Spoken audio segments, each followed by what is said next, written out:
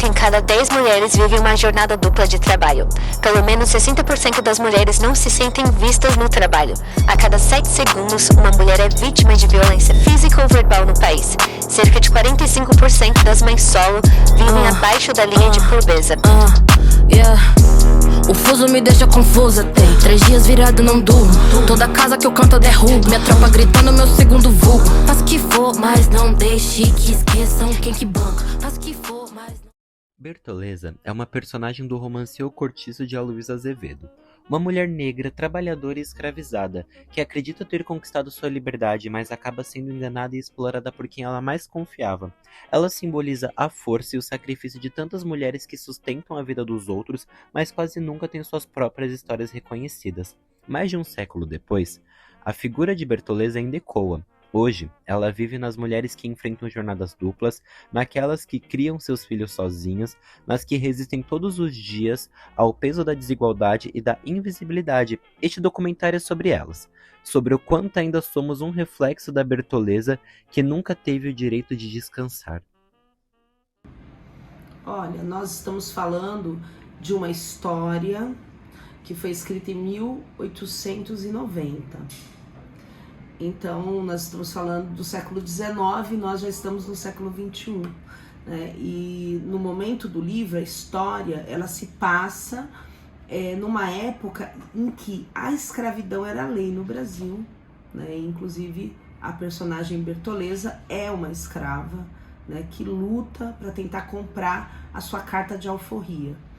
Hoje, a gente vai ter um processo de uma escravização moderna, né, que não é exatamente igual, mas que remete a essa história nefasta e cruel do nosso passado, né, ao passo que nós estamos falando que a maioria das mulheres, principalmente as mulheres negras, elas estão inseridas num contexto que é um contexto de exploração enorme, né, do trabalho, vide a escala 6x1.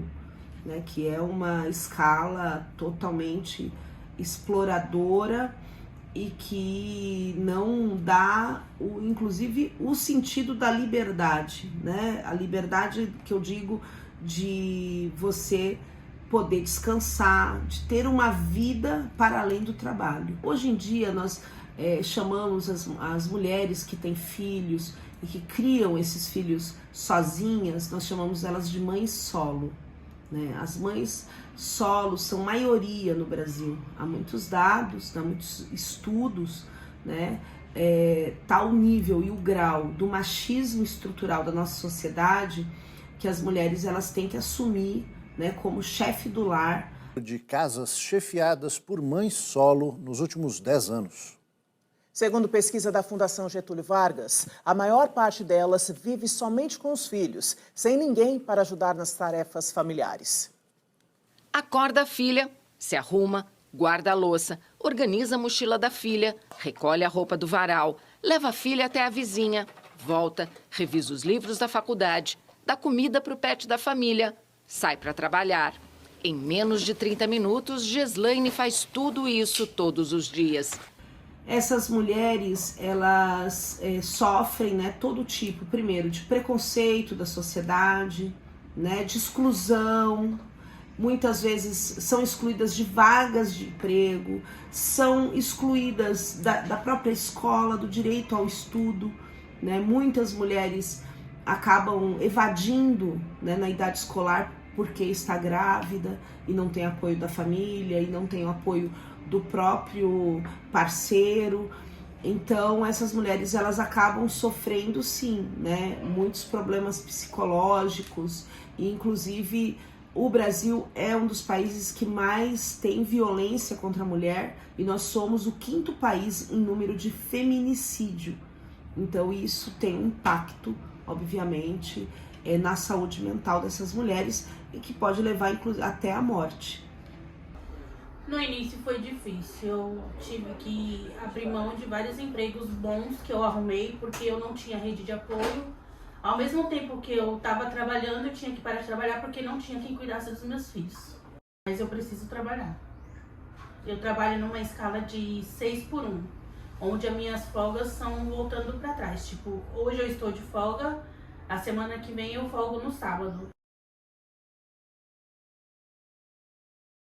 Porque eu acabo não tendo tempo de acompanhá-los como eu tinha antes, quando eu não trabalhava. E acaba ficando a desejar. Tipo, o meu filho de 14 anos, ele tá faltando muito na escola, não querendo ir pra escola. E isso tem gerado muitos conflitos em casa. Ela está passando por um tratamento que ela tá tendo que fazer fisioterapia, porque ela fez uma cirurgia na mãozinha dela, que os dedos dela estavam atrofiados. E ela tá tendo que fazer fisioterapia 3 vezes por semana. Aí isso tem sido complicado pra mim, porque eu não tenho esse tempo pra levar. Então eu tenho que estar sempre pedindo pra alguém levar no meu lugar.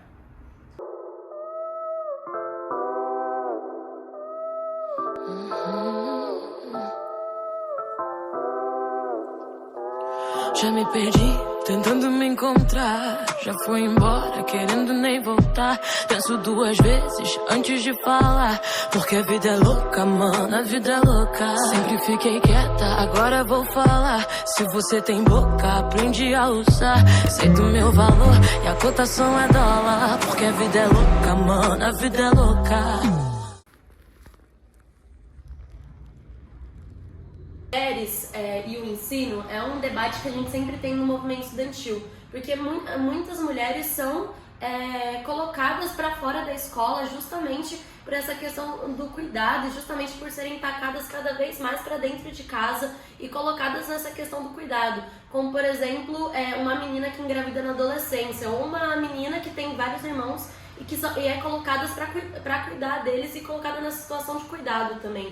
Então, a dupla jornada de trabalho, o ensino técnico se coloca em questão disso, do porquê o ensino técnico se faz tão importante na vida dessas garotas, justamente para não serem tacadas no subemprego e não serem colocadas só em questão de serviço. Hoje em dia a gente tem diversos cursos que podem ajudar e podem profissionalizar tanto as mulheres, mas também nesse processo de libertação contra a dupla jornada de trabalho também. Inclusive, a maioria da evasão escolar do nosso país vem de mulheres, justamente por essa questão da dupla jornada e de serem sempre colocadas no lugar de cuidado da casa e de outros afazeres. O ensino técnico, ele vem como uma ferramenta muito importante para poder profissionalizar e poder capacitar mulheres para o mercado de trabalho. Essa história é bem antiga, surge inclusive na ETEC Carlos de Campos, quando fazem cursos mais voltados para a área de serviço, porque historicamente as mulheres sempre são jogadas para as áreas de serviço, como por exemplo o curso técnico de nutrição, curso técnico em gastronomia, em moda, né? Na época era costura, mas hoje em dia é moda e vestuário, enfim. E nesse processo histórico é criado a primeira ETEC feminina, que é a ETEC Carlos de Campos, que coloca essa questão das mulheres no mercado de trabalho, inclusive tendo um curso muito importante para as mulheres na área da saúde, que é o curso de enfermagem. E graças ao ensino técnico a gente conseguiu capacitar mulheres e inseri-las elas no mercado de trabalho de forma profissionalizante, porque antigamente ou a mulher não trabalhava ou trabalhava só que em um subemprego. Com o ensino técnico a gente conseguiu superar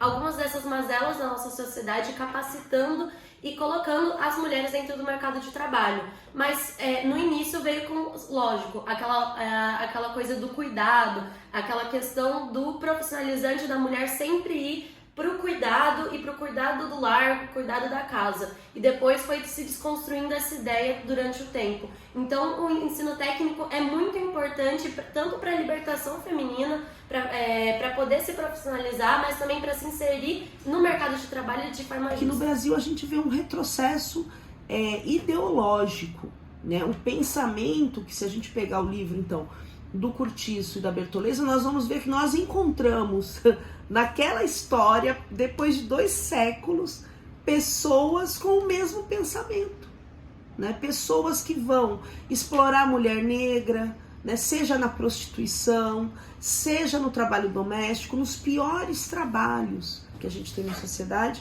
nós vamos encontrar isso. Apesar, como eu digo, da gente ter avançado, né, em muitos segmentos, na inclusão e, por exemplo, das cotas universitárias, né, das mulheres hoje negras poderem ter uma formação. Então a gente tem mulher negra juíza, são poucas, mas nós temos advogadas, então nós temos deputadas como nosso mandato, que é o mandato de mulheres negras.